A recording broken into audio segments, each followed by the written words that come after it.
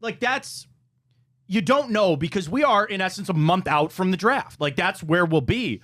And a lot can change from now to then.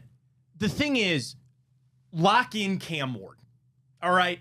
And I would love nothing more than for the Browns to make that move and go up from 2-1 to go take Cam Ward. I believe in Cam Ward. I think he's going to be really good in the NFL, and I would explore those trades. Now, what are the Titans doing? They're playing the games of, well, we're going to lock into Cam Ward, and we'd only, get blown away with an offer to pick up the phone. They're asking for people to call. But I think deep down, they're going to take Cam Ward. It doesn't mean that Andrew Berry shouldn't still make that phone call. And the one thing, because the Titans GM, is it that Borgonzi guy? Yes, That's him. Mike Borgonzi. That's it. They were down there at the pro day, and the Browns didn't send Andrew Berry.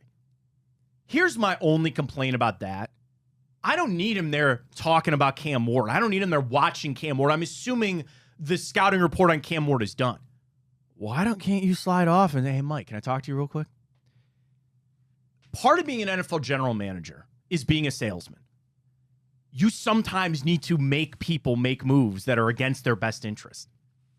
Where's that little pull them aside? Hey, can we talk about a deal here?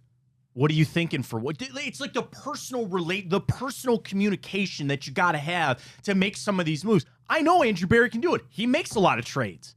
Like, that's the only miss that I really saw of them not being at Cam Ward's pro day. Because, again, they got the private workout. I don't think there's any debate to be had. If Cam Ward is somehow there at 2, you take him. We now have to shift our focus to, is it worth trading up to number 1? And you could look at trade charts and say, okay, it'd be obviously you'd flip picks, but then do you give him 33? Do you give him the 60 pick? Do you give him a future 2?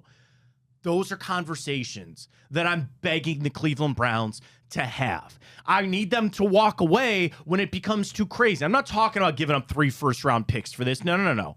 But what you got to do is explore that. Because at this point, nothing has changed for the Cleveland Browns. You still have got to find your future franchise quarterback. I believe it is Cam Ward. I am now entrenched. He's not going to be there at 2. Focus on moving up to 1. Ryan, I'd make that trade. I would somehow find a way. Would I give up 33? Yeah. There, I said it. If that's all it took was 2 and 33, I'd do it. Now, I need my other picks because I need to go get me a running back. I need to go get me some offensive line help. They're going to draft a tight end. But if that's all that it truly took, I'd do it.